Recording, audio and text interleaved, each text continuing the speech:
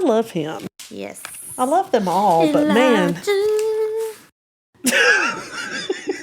Hello. Why don't you go ahead and hit that tune again? That No. what song is it? It's a song. I can't trust Gunner. I can't do it. Can't trust him.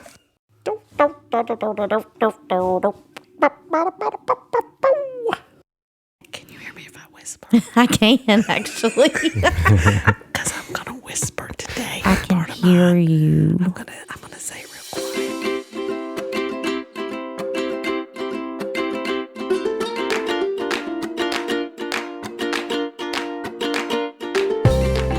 Welcome to the More Podcast, M-O-R-E exclamation point. Welcome to our podcast where we want more of Him. We want all that God has for us. We're not just satisfied going to church on Sunday. We want more. We don't claim to be biblical scholars. We're just two best friends inviting you on our journey as we share stories of how God moves in our everyday lives, the lives of others, and the lives of those in the Bible. We're excited you're here.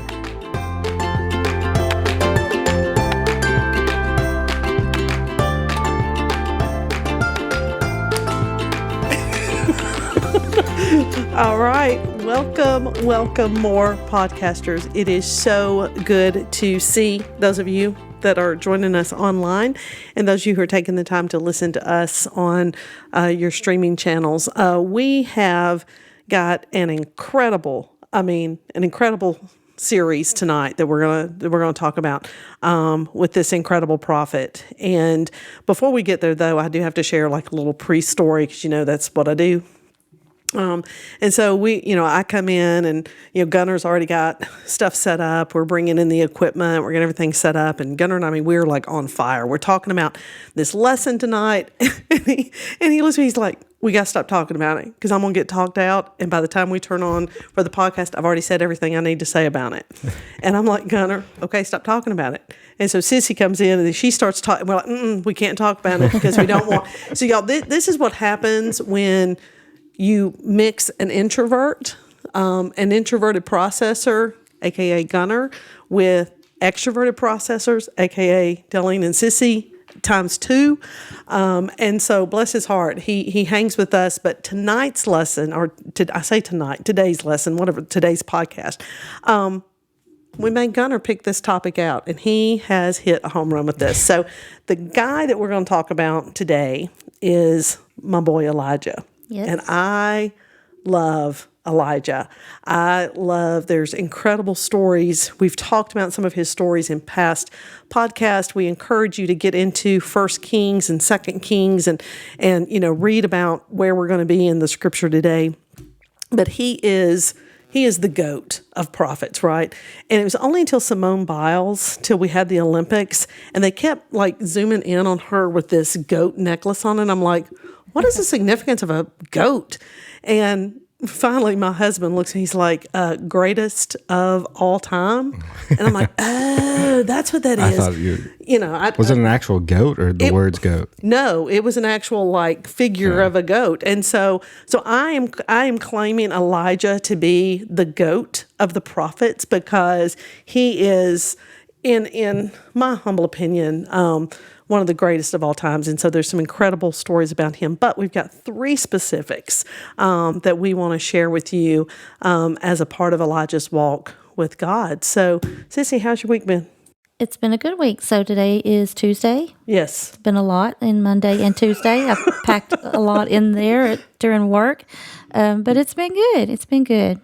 Yeah, and again, when Sis comes in, and she comes straight from work, Gunner comes in straight from work. I come in straight off, sewing or doing whatever at the house. And, and so just being able just to detox and just kind of talk about how our day is and how God's been using us in our everyday life. And I do feel like with both Gunner and Sissy that God puts people in their path every day, all the time, for them to lift him up in their patience and their kindness. And so we are grateful for that, Sissy, because people don't call you because they're having a great day. Most of the time they're calling you because things aren't going so well. Exactly. So my ride here from is about 30-ish minutes.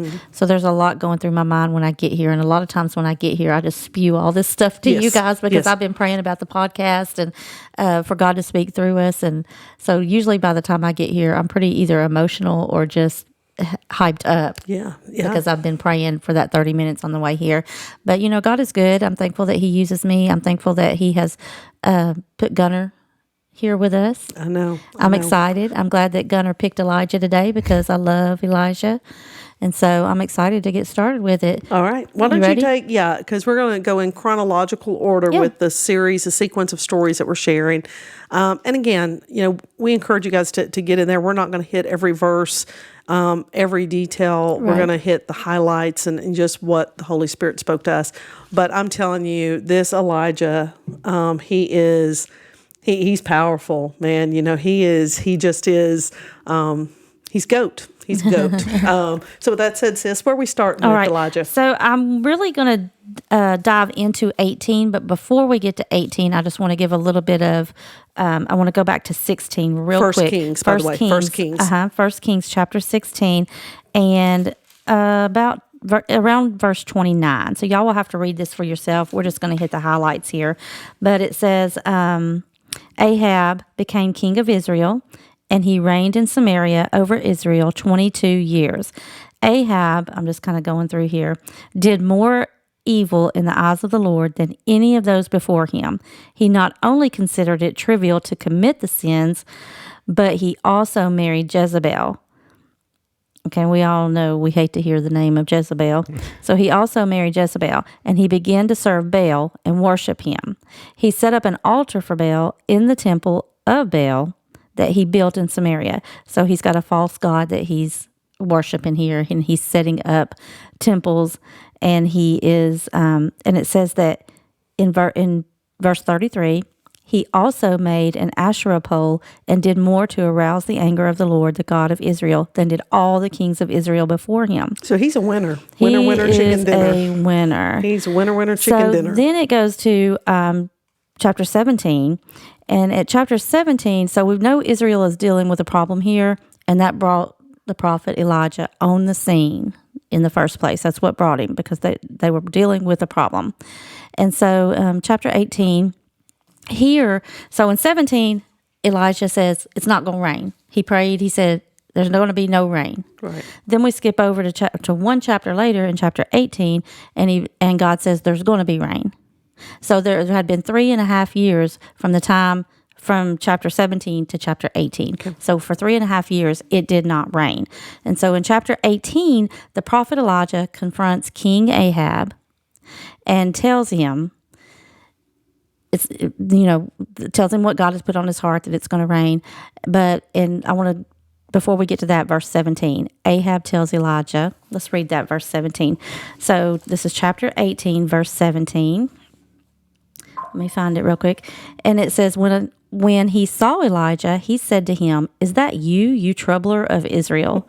So Ahab is like, okay, is that you troubler? Okay. And so Elijah's like, I haven't caused any trouble. You're the one who's caused trouble. Right. You're the one who's brought on the false gods and got all of my people worshiping false gods.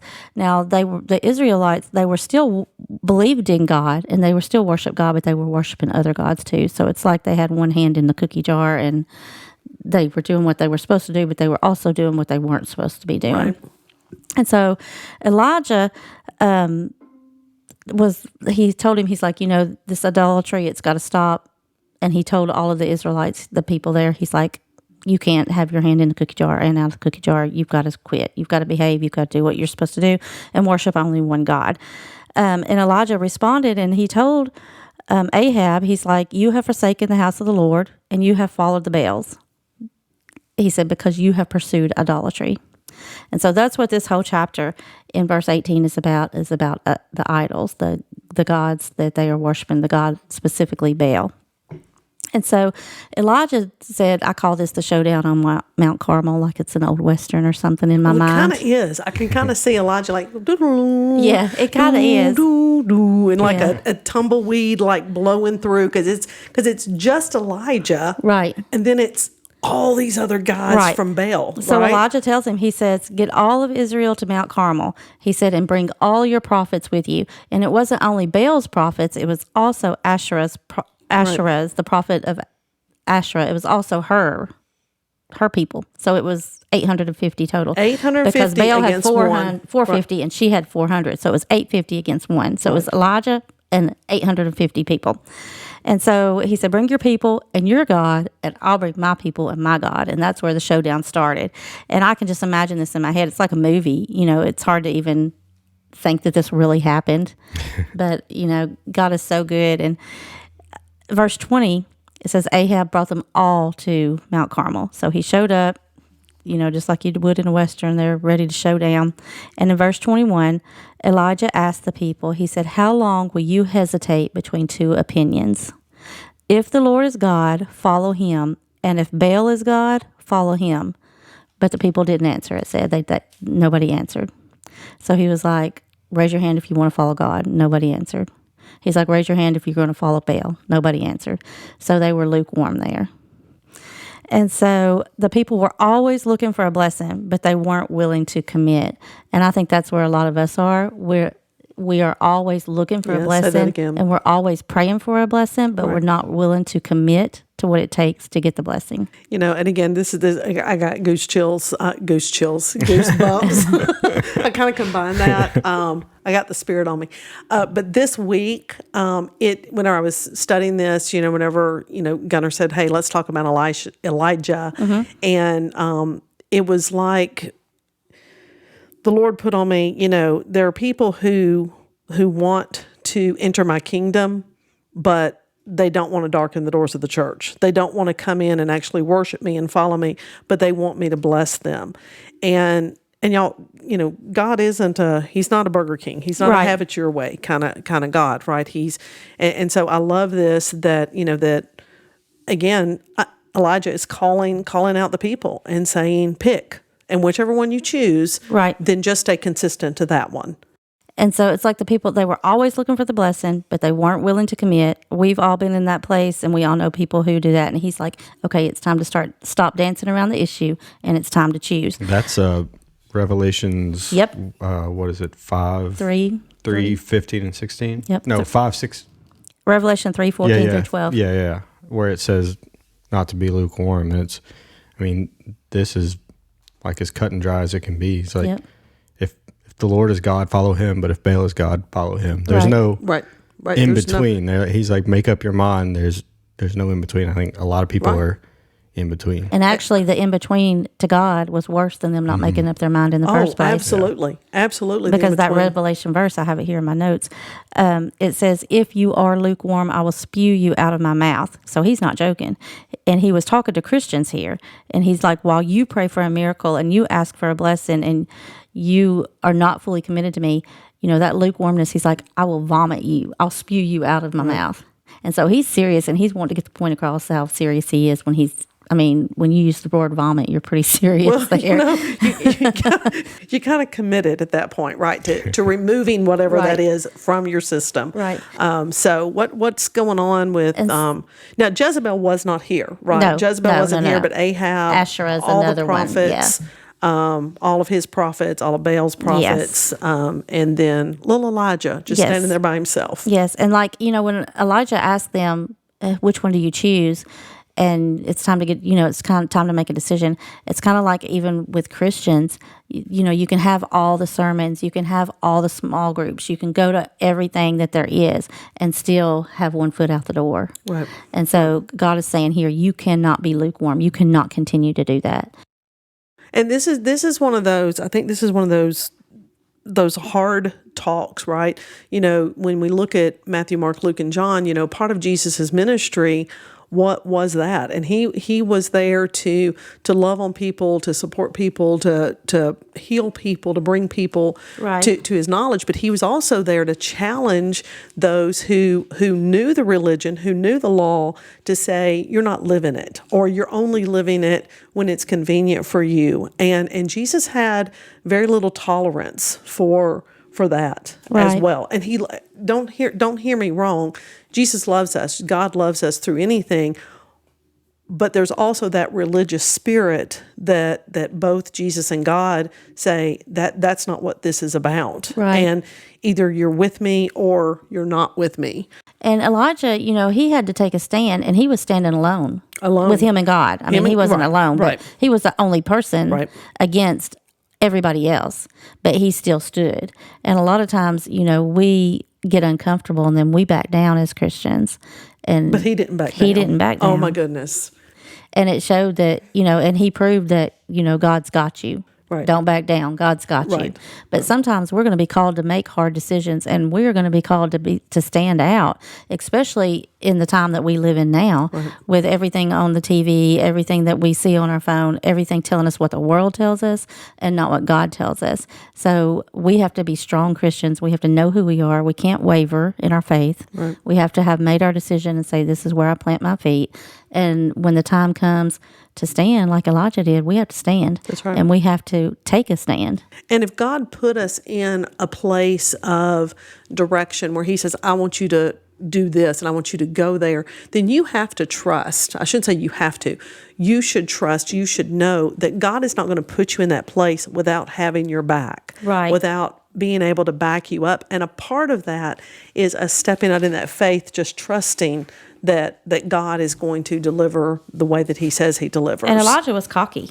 Oh, I love that. That's a part. And again, y'all, I'm just saying there is so much in my personality that reflects Elijah, because he's like the original smack talker. Yeah. I mean, I want him on my side, smack talking the other team. Yeah. Yeah. But you could be confident when you were backed by God. Right. Yeah. His confidence wasn't in himself. And I love that, right? Right. His confidence was in God. Right. And he was like, yeah, okay, my brother, my father is bigger than your dad, right? And so go ahead, bring it. And he had full confidence and trust that God was going to show up big time for him. Yes.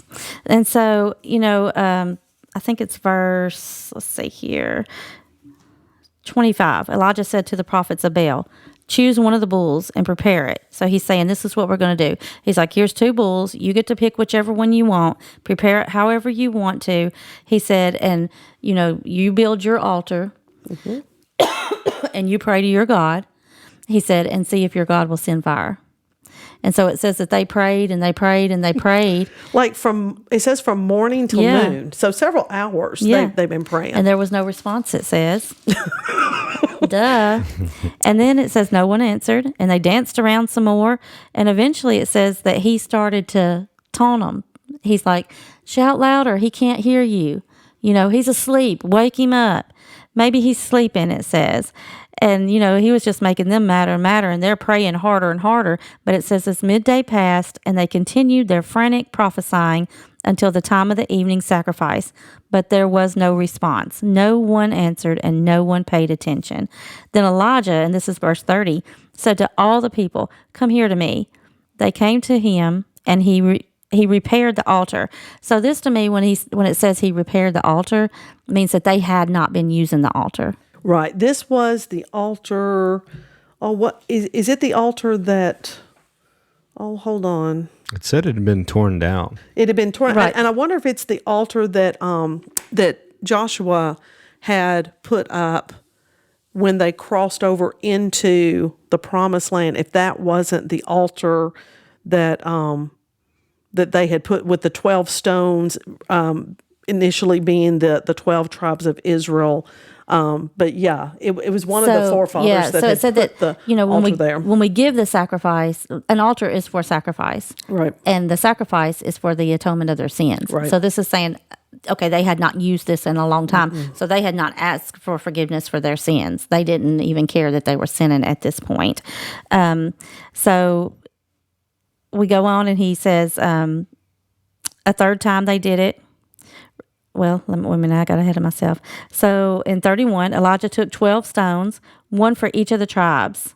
So you had just talked about those 12 stones and how Joshua, when they went through the sea, right, and God parted the water for them to go through, that they took 12 stones and they made altar or something there Right. to remind the kids that every time they came through, so Yes. that it was they could give their testimony. They would be Yes. like, "What are these rocks?" And it would remind them. Yes. And so that's why he took 12 stones here and put them at this altar, was because God did it for Joshua before. So I know and that he'll he do wanted it for to me remind. too. He also And wanted to it's a remind the testimony. Israelites. Yeah, he wanted to remind the Israelites of remember where you came from. Remember the God that delivered you from Egypt, the God Right. that delivered you from the 40 years of wandering. That's the same God that is wanting you to worship Him. That's wanting you to not worship Baal and to worship Right. Him only. And so, just like when God told Joshua to do that as a testimony to tell the children, many of us, we don't even have a testimony to tell our kids because we haven't prayed for something hard enough or prayed for something big enough for God to actually give us that miracle. We just walk through life and we just take whatever it gives us. And we might pray a little patty cake prayer. But in order to have a testimony of something you're going to tell your kids, this is what God did, it takes prayer. And Elijah knows that because it talks about even before chapter 18, when he was praying for rain, and he said that I see the cloud, and he told his servant, go back, I see a cloud, and the servant's like, I don't see anything. He's like, and he told him 7 times to see it. Well, before that happened, it said that he went up on Mount Carmel, and that he got down in a birthing position, and he prayed. Yes. And he prayed, and because in those times, when you gave birth, you didn't lay in a hospital bed and put your legs in a stirrup. You bent down. Right. And you squatted down and you gave birth. And that's the position that he was in when he prayed for God to send rain. Yeah, and that's in later in chapter 18 that happens. In chapter 18? Yeah. It's actually starting in verse 41 where he and his servant. It's after the I was thinking it showdown was with prior to Baal. that. Yeah. You're right. That's right. You're right. I had it happening before that. And, God will do the miracles that he did for them, for us, but we've got to put the time in. And it takes time to birth a miracle. Right. It takes time because, you have 9 months of birth in the physical, getting ready for that birth. Right. And sometimes it might take 9 months for you to pray for that prayer. So don't give up because you will birth that prayer, but you have to do the work, just like he had to do the work. Right. But he didn't give up. He was like, okay, God, this is this is how you're going to do it. Then this is how we're going to do it. And so it took 2 oxen. He stood up against 850 people of Baal who were totally 100% hated his guts because he's already made them mad. He's already taunted them. He's already said, okay, maybe your God's asleep. I think in one place it even said that maybe your God is going to the bathroom. Yes. In one translation, it goes, it takes that Yeah. he is on a journey. Perhaps he's asleep. He must be awake and maybe he's wandered away. They translate that a little differently too. That maybe your God Baal is taking a potty break. That's why he's not answering you. And so, he had no, he had such confidence in God and in what God was wanting him to do. And there was no fear. He showed no fear when he was getting ready to go up against the Super Bowl of the gods. Yep. So in verse 36, it says, at the time of the sacrifice, the prophet Elijah stepped forward and prayed, Lord, the God of Abraham, Isaac, and Israel. So he's reminding them, and he's reminding God. He's like, this is what you did for them, and I'm praying now. Don't leave me hanging. He's like, because I know you did it for them. He said, Lord, the God of Abraham, Isaac, and Israel, let it be known today that you are the God in Israel, and that I am your servant and have done all these things at your command. Answer me, Lord, answer me, so these people will know you, that you, Lord, are God, and that you are turning their hearts back again. And it says, then the fire of the Lord fell and burned up the sacrifice. It burned up the wood. It burned up the stones, and it burned up the soil. And it also licked up the water in the trench. So not only did he make the sacrifice, he dug the trench around the sacrifice and filled it with water. Told him to go back and get more water and go back and get more water. 3 times they had to go back and get water. They filled that up with water. And it says that the Lord licked up that water even. So not only did he just burn it, he licked it up, it says. So it's saying that there was no water left.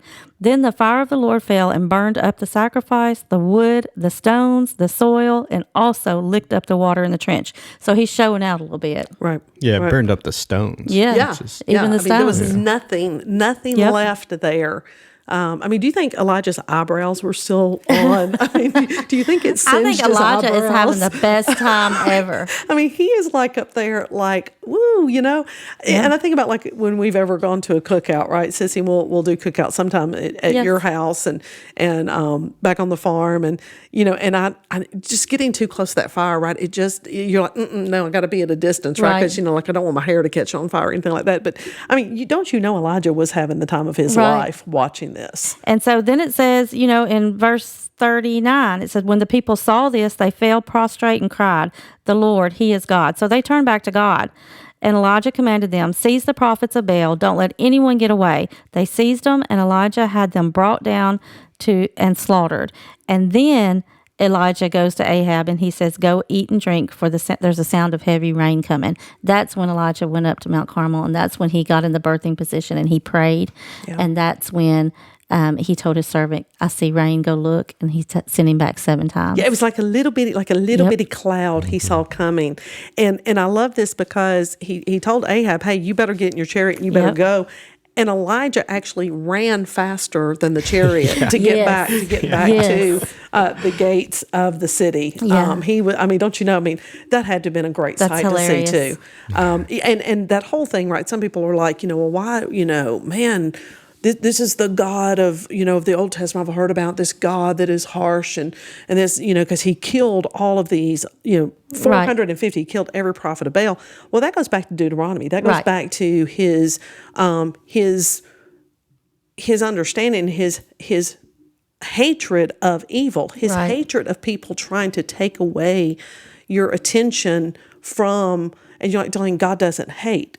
God hates sin. Right. God hates sin.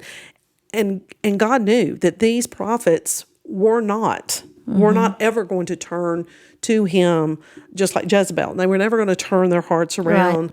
Right. And you know, Elijah was just doing what God had commanded him to do. And one thing that got me was it says Elijah said to Ahab, go eat and drink. Elijah could have went with him. Mm-hmm. He could have went and got something to eat, and then he could have went and prayed. Right. You know, and that has a lot, that was talking to me about fasting a little bit. Mm-hmm. Because, you know, if I'm hungry, a lot of times that's all we can think about. We can't even get past the thought of what we want to eat. You know, what restaurant are we going to stop at, or fast food are we going to pull in?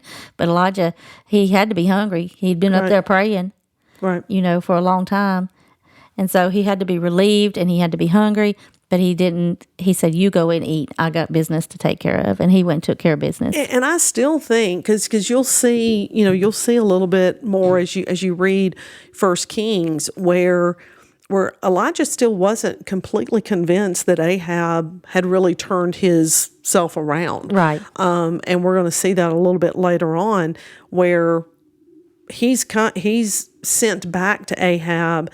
And it's like, okay, God's done with you, and God was done with him. Right. And then because Ahab showed a repentant heart, then again, our God, our loving God, said, okay, I'm not going to invoke the punishment that I was going to invoke upon you. But this is what will happen as a result of your sin. There's still consequences for Ahab's sin. So as we close 18, a couple of things stand out to me, and I want to know what stood out to y'all. But a couple of things that stood out to me was, first of all, we can have confidence that God's got our back if we are doing what we're supposed to do and we don't have any idols before him. Second of all, prayer works. And the third thing here, that the top three things, the third thing is that it's important to tell our testimony, because Joshua's testimony gave fuel to Elijah's faith here. Yeah. And to the others' faith when he brought out those 12 stones. It was a reminder. And so it's important that we keep reminding people, not only ourselves of what God did, but other people. God did this for me, and he'll do it for you. And then when you pray, God, you did it for me back then. There's no difference now. Right. You know, we can bring it up to God. There's that confidence, right? There's that confidence. That faith. Yeah, that you trust. did it for Jacob, and I know that you love me, so you'll do it for me. Absolutely. And then you can have that confidence. Right. Gunnar, anything you want to add to that? I'm going to go to James chapter 5 real quick. Okay. And it's verse 16, 17, and 18 says, "Therefore confess your sins to each other and pray for each other so that you may be healed. The prayer of a righteous person is powerful and effective." Elijah was a human being, even as we are. He prayed earnestly that it would not rain, and it did not rain on the land for 3.5 years. Again he prayed, and the heavens gave rain, and the earth produced its crops. So he's saying, pray hard. Yeah. He says, the prayer of a righteous person is powerful and effective. And he says that Elijah prayed earnestly that it would not rain. And there's a couple of times where it relates him to us. It's like, he is a human like we are. He's a human just like we are. And, which we're going to get into later, he does a lot of non-human things, but he is human, and we all have the same power that Elijah has. Yeah, absolutely. Well, I can't get away from the takeaway of his smack talk. Just that confidence and that boldness. You would think they would be back there saying, yeah, and rooting for him Right. but they weren't. No. It was like they were silent. They didn't know whoever won this is who they were going to go with, I guess. So that's why they were being quiet. Think speaks to the fickleness, if you will. Right. That's why, a lot of times we talk about, loving God, serving God. Yes, there are emotions involved, but it's not emotional. Right. Meaning, because your emotions, the Israelites were emotional. They were either loving God or not loving God in the sense of, what's God done for me lately? Mm-hmm. And so, to love God, to serve God goes beyond emotions, and it should be rooted in something deeper than emotions. And then, of course, yes, emotions are there. Emotions are what takes hold of your heart and just makes you want to hit a knee or makes you want to jump up and dance. I'm not knocking emotions. I'm a very emotional person, but that's not what it should be rooted in. Right, because your emotions are dependent upon your circumstances and what circumstance you're in. Right. So if I'm talking to somebody who's sad, then I'm going to be sad. My emotion is going to be a sad emotion. Right. But if I'm hearing somebody give me a testimony, I'm happy with them. I'm joyful with them. But so, our emotions change depending on our circumstances. Yeah. It's also a lesson to us to be Elijah in the sense that the rest of them didn't do anything until he showed them. And it's not how we should be. We shouldn't be lukewarm until something brings us to be hot. But there are other people that are lukewarm in this world. Right. And sometimes us being hot is what brings them to also be hot. And even though that's not how we should live our lives, we got to realize that other people do live their lives that way. And sometimes we are the only way that they're ever going to get to see that. Right. Yeah. So let's move into a little bit more where Elijah was human. And we're just going to segue into chapter 19. Okay. So Ahab goes home to his lovely, and I mean that sarcastically, wife Jezebel. And he goes in and he's like, "You will not believe what Elijah has done." Now, these two hate Elijah. Yes. Again, you troubler of Israel, And Jezebel, Ahab tells her, "Hey, Elijah killed all your people. Elijah killed 450." Yep. And Jezebel sent a messenger to Elijah, "So may the gods do to me and more also, if I do not make your life like the life of one of them by this time tomorrow." So Jezebel wasn't pulling back any punches. She's like, "Oh, you killed my people? Well, guess what? I'm coming after you." Now, you would think, right? You would think, and it's so easy to armchair quarterback this, that, if you were Elijah, you would stand up and you would say, "Oh, no, you didn't," right? I already defeated 450. Right. But Elijah was human, and Elijah knew, and Jezebel had a reputation of killing prophets just for the fun of it, just for entertainment. She would kill prophets. And he was afraid. And this goes back to what we were talking about, our emotions in different situations. Because before, he was all gung-ho. He was, God's got my back. Right. And now it says that he was scared and he ran away. So he's scared. In a different situation. Yes. He's in a different circumstance, and he's feeling a different emotion. So your circumstances can change your emotion. Absolutely. And I think that it's one of those moments where Elijah was going into a depression. Yes. And I think that a part of that, and if we can be real about this, I think that we don't talk enough about depression. I think if we know someone who's been depressed, or if you've been depressed, then you've got people who tell you, well, just cheer up or just be happy. And if you're really a Christian, then you shouldn't go through a depression. Well, I dare to argue with that. Right. Absolutely. You can go through a low period. And that's what was happening with Elijah. And I would say, it says mountaintop moments, right? He had just been on the mountaintop with God and had this huge, incredible moment. And then all of a sudden, fear hit him.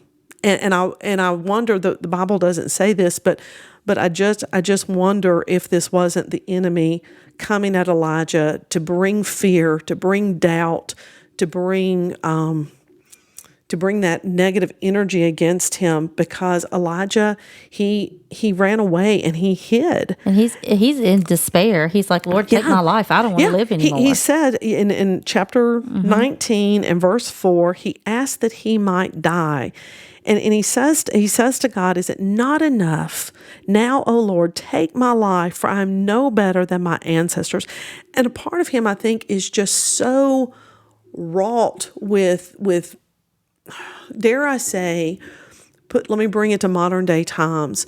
You have been testifying to someone in your life, maybe to a group of people in your life, and they're just not budging.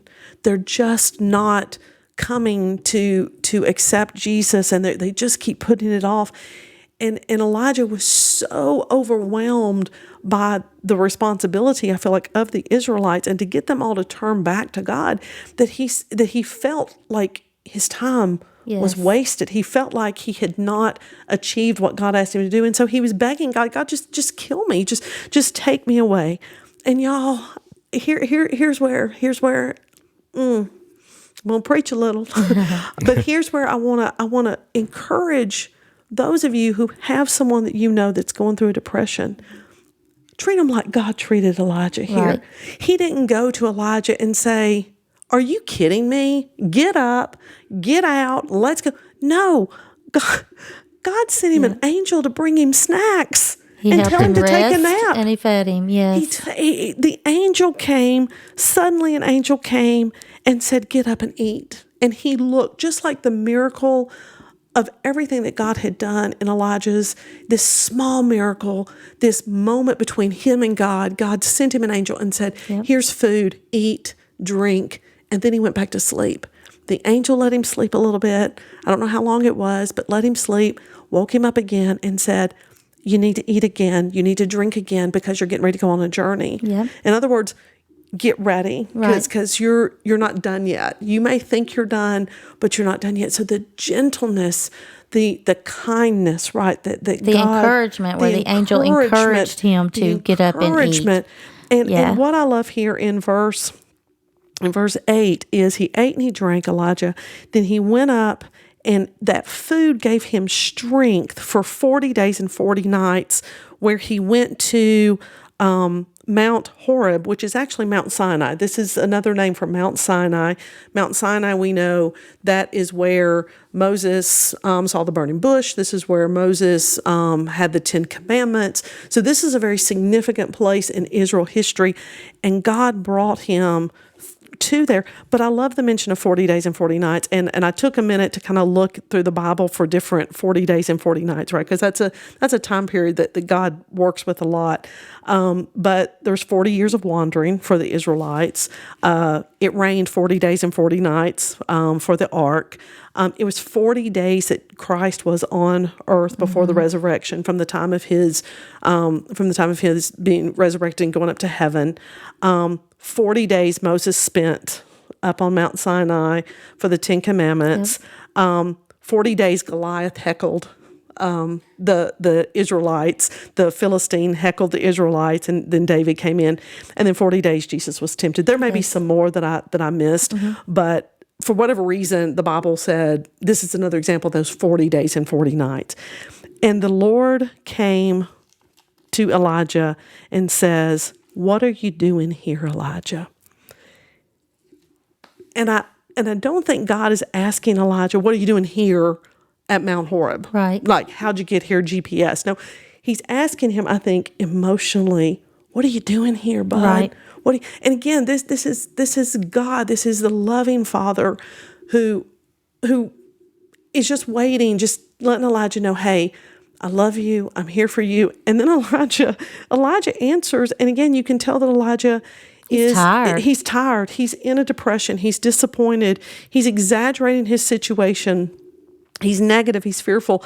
Haven't I been very fearful? The God of hosts, the Israelites have forsaken your comfort, thrown down your altars, killed your prophets. I've done all this. I alone am left. Keep in mind, this was also Elijah's choice. Elijah told his associate, his person who followed with him everywhere, he told him to go back home whenever Elijah went away. And so Elijah also chose to be alone. And I think that when you're going through these low moments in your life, the devil wants you, the enemy wants you to choose isolation. Right.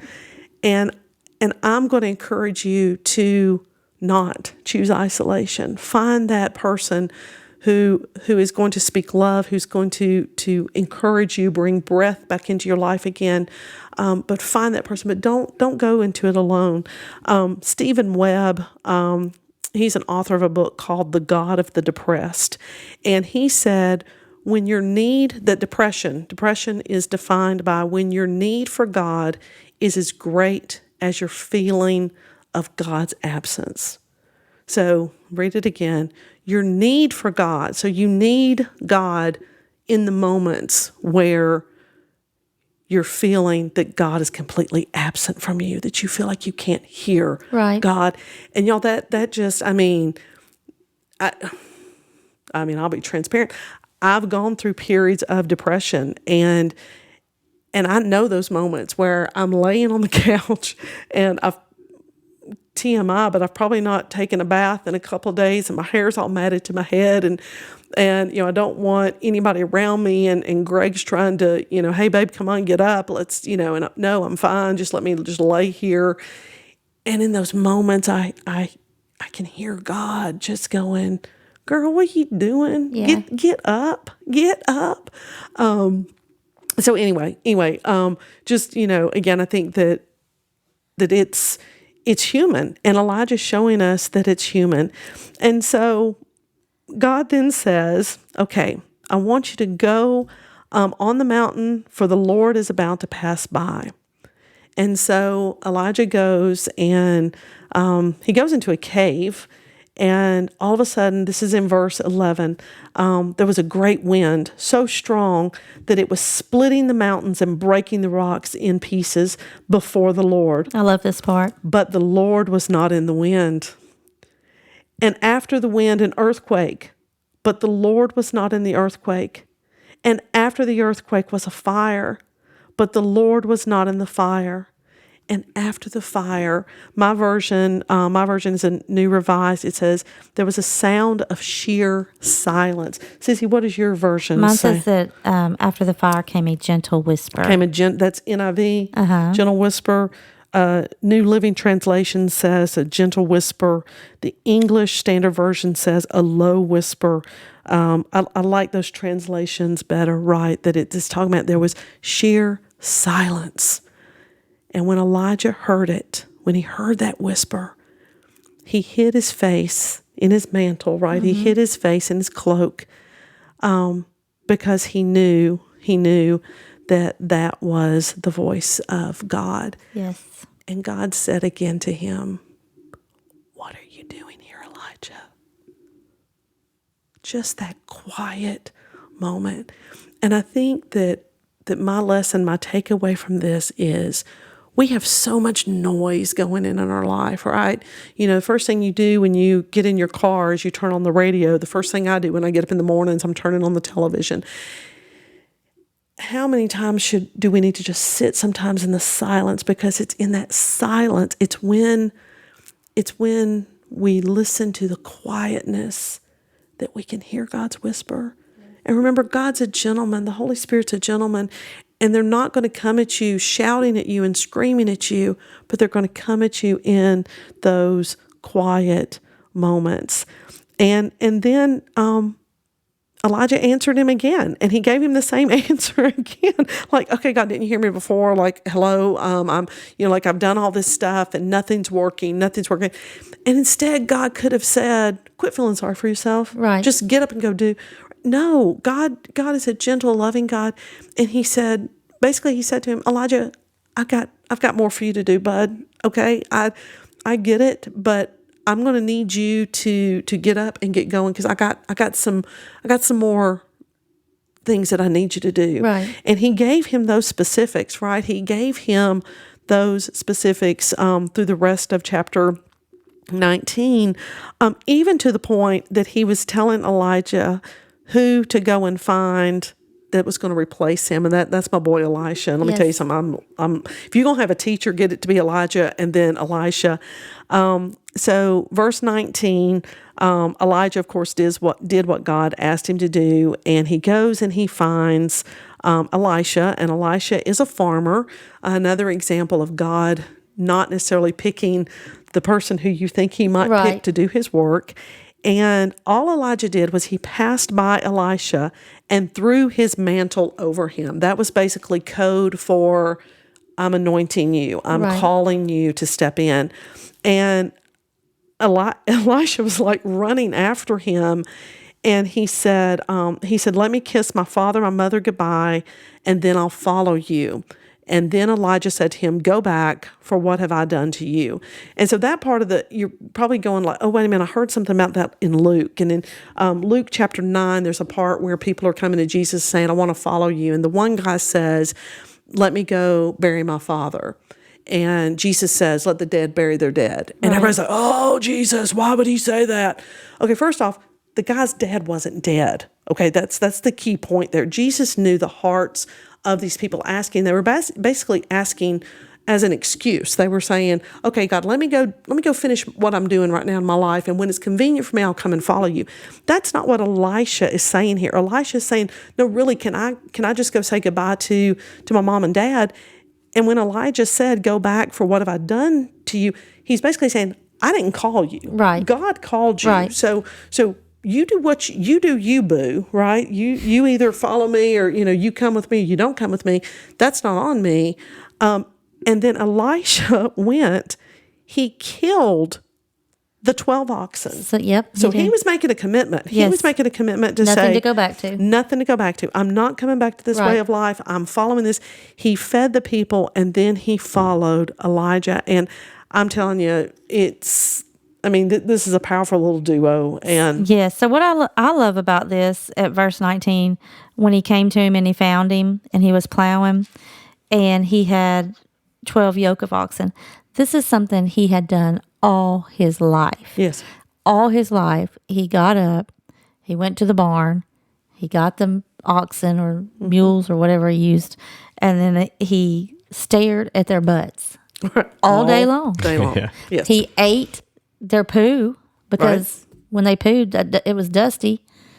So this wasn't somebody that God had sheltered, this wasn't something that they lived like a life of a king or something. God chose what we would consider to be a lowly man. Right.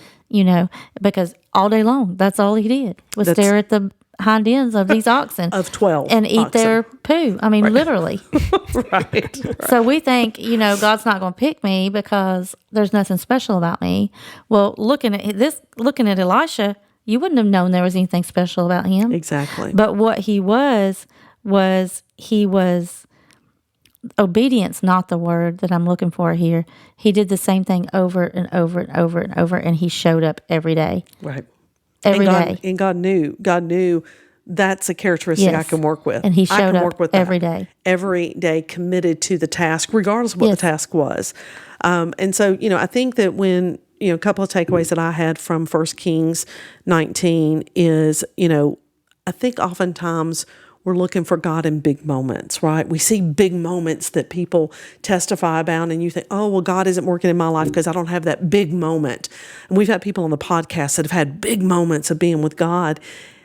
And I'm going to tell you, God's God's in the everyday. Right. God's in your everyday. So don't think that God isn't working through you and working with you because there's no big moments in your world, right? If anything, God doesn't want the big moments. He wants that day to day. He wants that whisper of that. If you are going through a time of where you are, you're disappointed in yourself, you feel alone, you feel like, you're completely, then guilt kicks in, right? Why am I feeling this way? I should be so blessed. I should be so. Read Psalms 42. Psalm 42 is David, and he's basically giving himself a pep talk in Psalm 42, where he is going through another human who served God, who loved God, who went through depressions himself. And so just put yourself, immerse yourself in the Word of God, and don't isolate yourself. And even back in chapter 19, where you were talking about when God says, "What's wrong with you, Elijah? What's wrong with you? What brought you here? What brought you to this place?" Elijah was a great man of God. He had already seen, experienced numerous miracles. But even we as Christians sometimes feel guilty because we get depressed, or we feel like because I'm a Christian, I'm not going to be sad, or I'm not going to be depressed. And, God took care of him here, and God sent an angel to gently say, okay, you need to get up, you need to eat, we need to get your strength. God was patient with him.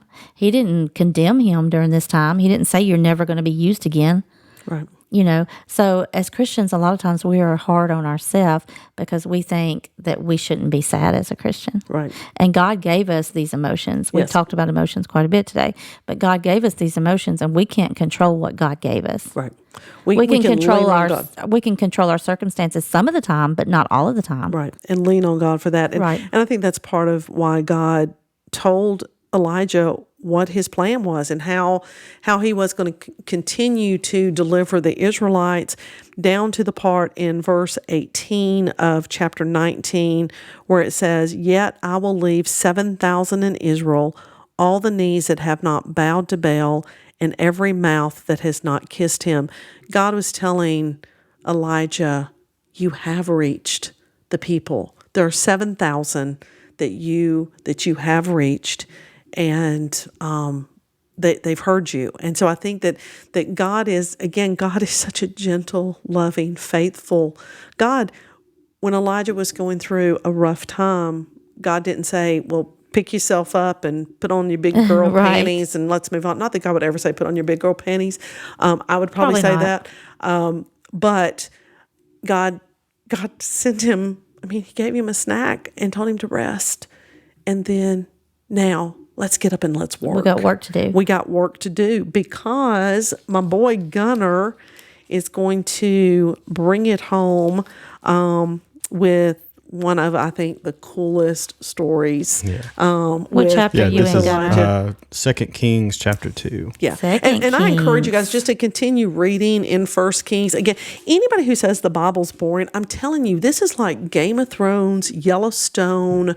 You just bring all of these, Breaking Bad, bring all of these shows that everybody's like addicted to, and you're going to find it here in the Bible. And I just think, if people say the Bible's boring, then I think you're probably lazy. You're just not reading enough of it. And I have a hard time with Elijah because of keeping the timeline straight, because there's so much of it. Mm-hmm. There's so much that's packed in just a few verses. So it's hard for me to keep the timeline straight. Mm-hmm. So I'm going to have to go back and start at the very first chapter of 1 Kings and read all the way through 2 Kings again.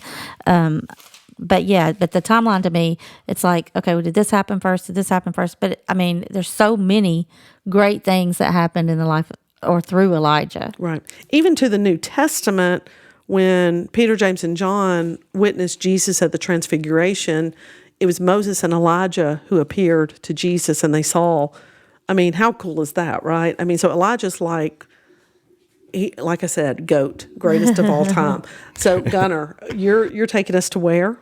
2 Kings 2. Actually, I'm going to go back for a second to 1 Kings 17. Okay.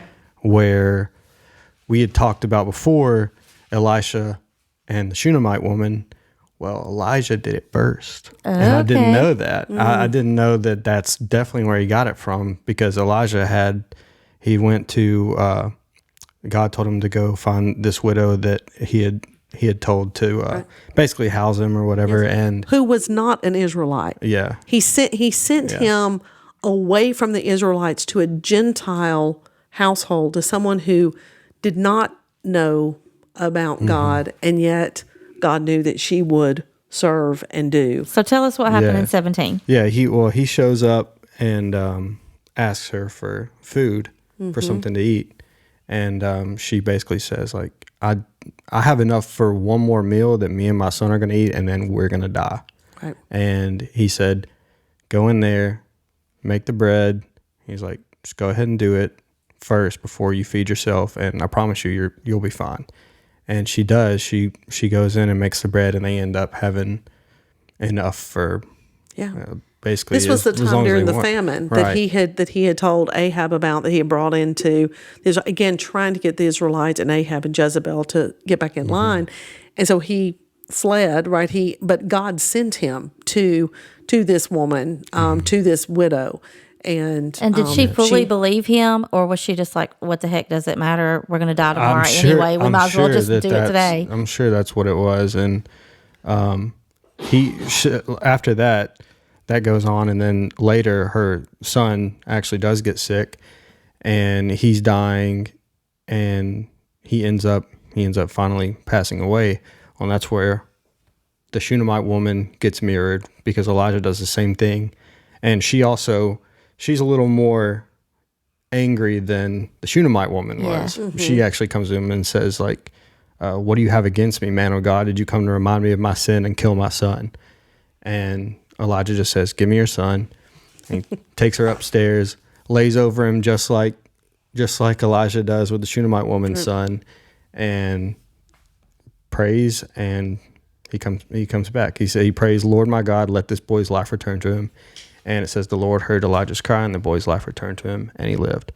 So I thought that was cool, because I was reading that, and I was like, did we already talk about this? I was like, but that's where he got it. He got the idea of, or at least I'm sure that's how how Elisha learned to handle the situation. Right. Because he saw Elijah had already done it. Did it. Yep, And that's good. That brings us back to 2 Kings, where we'd also talked before in a previous podcast. I think Lachlan had mentioned it, about how good of a friend Elisha was. Because it starts off, leave him. Yeah. It starts off with Elijah saying, like, Elijah says, stay here. The Lord has sent me to Bethel. And Elisha says, as surely as the Lord lives and as you live, I will not leave you. And so he went with him. And it says, so they went down to Bethel.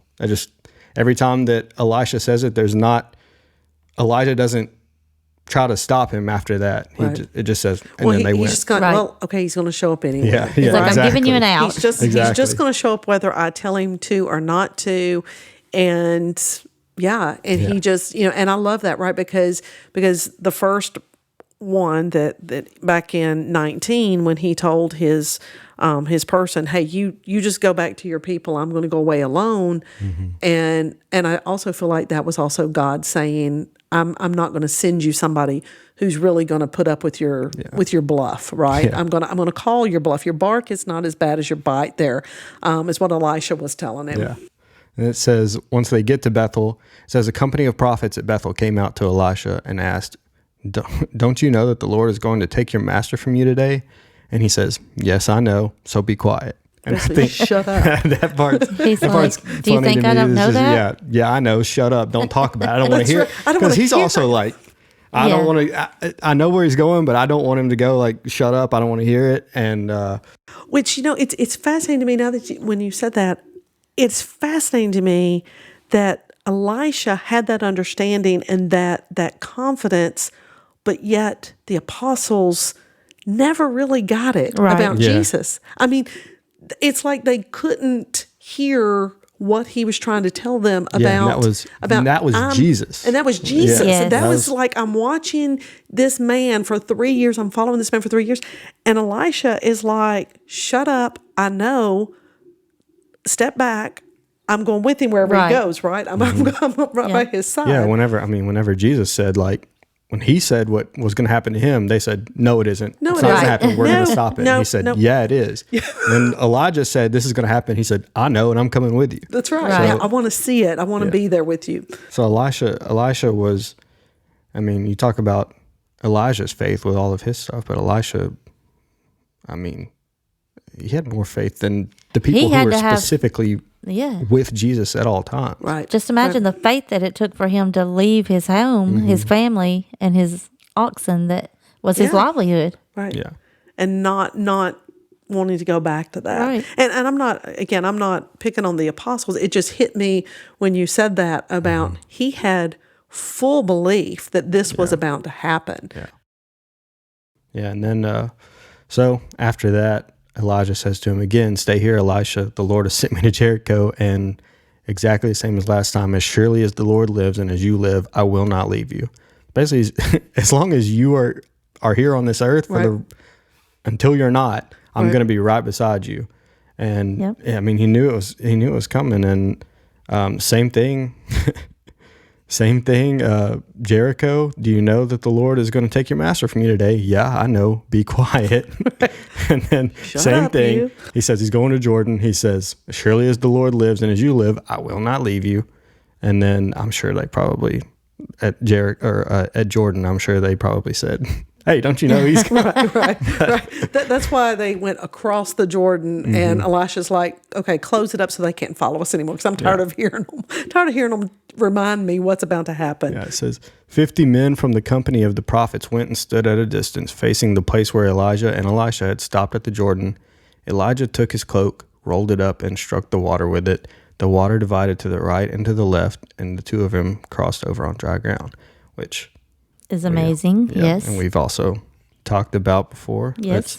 Elijah has a lot of like things that he did from previous miracles, and then a lot of miracles that he did that other people Right. also use later on. And he's pretty much, I mean, it's Well, he was pretty a student. crazy how much. Yeah, right. it's He like, was a student, and he was also someone who I felt like was saying, okay, I can't believe y'all didn't believe this the first time it happened, so let me show it to you again if you got any doubt. Right. Yeah, yeah, because I mean, let me this just is show you again. like everyone in this story that they're like talking to and their adversaries in the story are all people that like they're coming from the exact same people Right. that Yes. came out of Egypt. Like that's what's come down. We're talking about the what altar that was made and stuff like that. That was all there to remind them specifically who their God is and what their God can do. And they still, like, after so long, everyone gets in their own head and wants their own things. And sometimes the Bible doesn't align with the things that you want. Right. And so some people go looking for something else. There's one of the biggest reasons. Because it's easier than to say no to ourselves. Yeah. And that's that. And the fact that there is like, you have to speak for what you've done on the Right. earth. Like those two things alone drive people away. And it's really hard. It's hard to die to yourself. And it's hard to know that when you do something wrong, that someone's going to tell you that that's wrong and you can't do it. And I think people went to Baal and went to all these other Right. gods because it was easy and it was just they could worship something and then go do whatever they wanted and they were fine. And part of that worship included things that were incredibly Yeah, sinful. exactly. And so they were all focused on things that did not, separating yourself from. Right. And so, that's a part of the reason I think that they continue to go back to Baal and to the other gods and idols that they had. And then, so after he's split the water and they crossed the Jordan, Elijah said to Elisha, "Tell me, what can I do for you before I am taken from you?" And this is I love this. this verse. is a great answer. Love And this it's, verse. "Let me inherit a double portion of your spirit," Elisha replied. And then Elijah says, "You've asked a difficult thing. Yet if you see me when I'm taken from you, it will be yours. Otherwise, it will not." And I mean, he might have been saying that it was difficult because, like, I doubt you can handle double of what I've got. Well, Like, that and I mean, Elijah, I love Elisha's boldness here because he's like, look, I've lived with these Israelites. I don't know how you've done it the way you've done it and survived as long as you have. I need double. I need double of whatever God's Spirit gave to you. I need double of that if I'm going to keep doing this, right? He was very upfront about what he wanted Elijah to give him and what he wanted God to deliver to him. what's crazy about that is where he says, if you see me when I'm taken from you, it will be yours. Otherwise, it will not. The very next verse is it says, as they were walking along and talking together, suddenly a chariot of fire and horses of fire appeared and separated the two of them. And Elijah went up to heaven in a whirlwind. And it's like, he was saying, like, yeah, if you see me go, like, if you stick around long enough to see me, and then immediately it was like, yeah, it's right now. And so I think it was God saying, yeah, like, you're I'm gonna make sure this happens. I'm gonna make sure this happens. You are gonna get double. Yes. Yeah. And it says, Elijah saw this and cried out, my father, the chariots and horsemen of Israel. And Elisha saw him no more. Then he took hold of his garment and tore it in two. Elisha then picked up Elijah's cloak that had fallen from him and went back and stood on the bank of the Jordan. He took the cloak that had fallen from Elijah and struck the water with it. Where now is the Lord, the God of Elijah? He asked. When he struck the water, it divided to the right and to the left, and he crossed over. Yeah, because I don't know that Elisha at that point knew if his ask had been granted, right? And so I think he was just saying, okay, we're back at the water. Right. Let me do again what I saw my teacher do. And God, are you here? Right? Yeah. Are you still here? Yeah, did it work? Did it work? And it worked. It says, let's see. The company of prophets from Jericho who were watching said, the spirit of Elijah is resting on Elisha. Double it. And they went to meet him and bowed to the ground before him. Look, they said, we, your servants, have 50 able men. Let them go and look for your master. And Elisha's like, no, don't send them. And it says, but they persisted until he was too embarrassed to refuse. So he said, okay, send them. Right. And they sent 50 men who searched for 3 days, but did not find him. And when they returned to Elisha, who was staying in Jericho, he said, didn't I tell you not to go? Yeah, he's like, hello, I told you so. And these are the same 50 that were telling him the whole time, hey, the Lord's going to come take your master away he's today. Gonna die. Do you know it's going to be today? But I think that was their human understanding of not thinking he was going to take Elijah physically away from the earth into heaven. They were thinking he's just going to move Elijah to another place. And so they thought, well, let's just go look for him, right? He's really not gone. And they're the ones who were hounding him every time he turned around and said, hey, don't you know that today's the day that your master? And he's like, shut up, I know that. And then, he's like, okay, fine, go look for him. Go, you're not going to find him, but go look for him. Yeah. And I mean, that story is the reason that I wanted to do Elijah today, because I mean, it's awesome. It's the fact that he just gets whisked up in a chariot of fire and horses and taken to heaven right in front of his best friend, who is stuck by him through everything, and knowing that he was going to be gone, knowing that, I mean, Elijah's telling him that he's going to just be gone in an instant. Right. And Elisha could have been like, okay, and then just kind of piddled around until Elijah was gone, and then went and did whatever he wanted. Right, and this wasn't the first one, right? So Enoch, Enoch, E-N-O-C-K-H. I think that was the other one. In They're Genesis, the only two, right, were the only two that, other than Christ, that had been transfigured and taken up into heaven. Yeah. I love this. I love this story. And just for my own sake, like 2 Kings 2, it ends where Elisha's being mocked. And it says by boys. This is actually probably, they say that this is probably translated to some teenagers. Yeah. 23 and 24 and 25. He went up from there to Bethel. While he was going up on the way, some boys came out of the city, jeering at him, saying, "Go away, bald head! Go away, bald head!" Just basically, just making fun of Elisha. And when he turned around and saw them, he cursed them in the name of the Lord. Didn't say. We don't know what he said, but we know that then 2 she-bears came out of the woods and mauled 42 of the boys. From there, he went on back to Mount Carmel, and then returned to Samaria. So Elisha was already starting off with the let's not make him angry. Well, he found out. He found out when he hit that. When he hit the water, that he had had the power to do it. He's like, oh, y'all want to continue? And again, you're going, really? God, God's prophet sent bears. Y'all, can I just be blunt with you?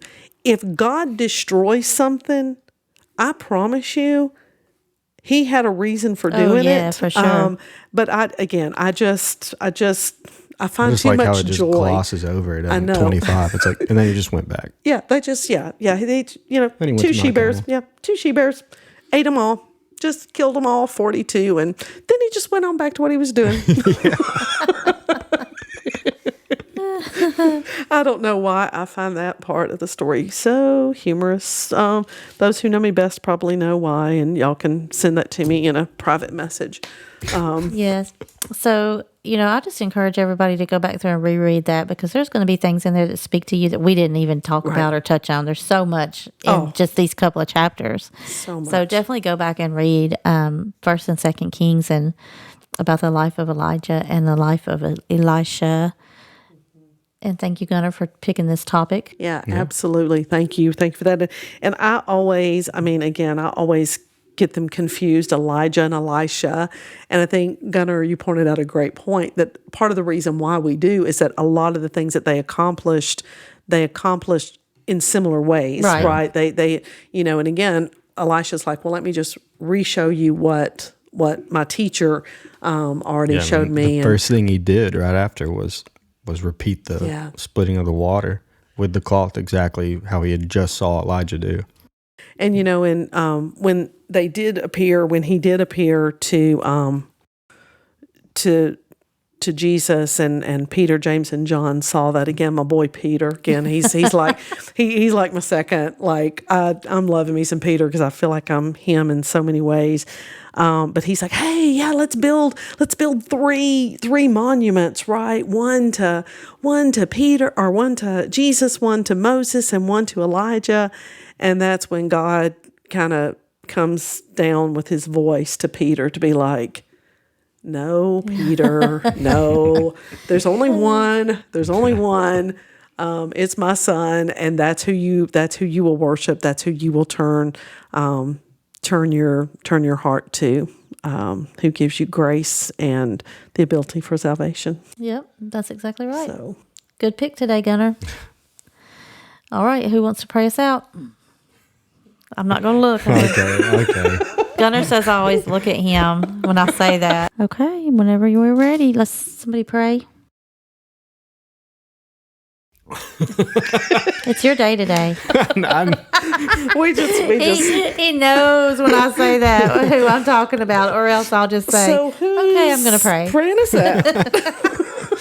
Okay, here we go. Not to give you pressure, but Well, it is what it is.